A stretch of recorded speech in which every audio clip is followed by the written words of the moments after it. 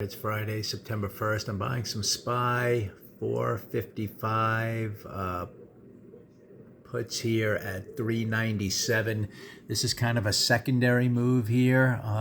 It's really the only trade to take. In my opinion, the price gapped up today above the highs of the previous day, but then started lower, so there's no buy signals.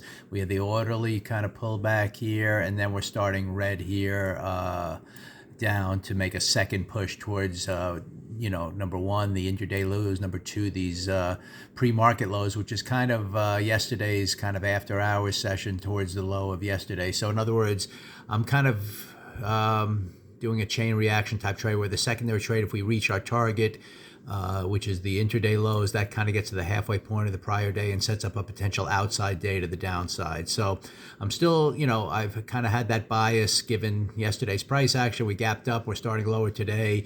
We have that kind of first push down, pause to the midpoint of that, second push down. So I think we should take out those lows, and then that could be the chain reaction, like I said, to get the outside day to the downside and start this month off a little bit, red. If we go to the monthly chart here, we're starting off a little red, even though we're anticipating eventually heading higher at some point.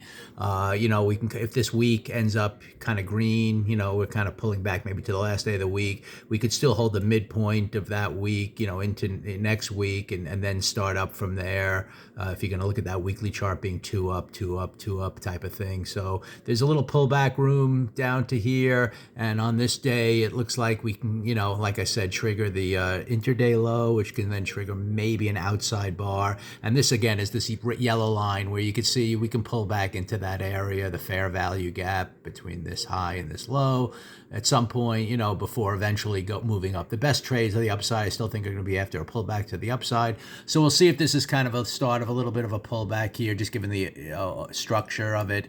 Again, getting down here would be target 1, and then this is target kind of 2, and we'll see if we can get the outside day to the downside if a little momentum can pick up after taking out that area right there.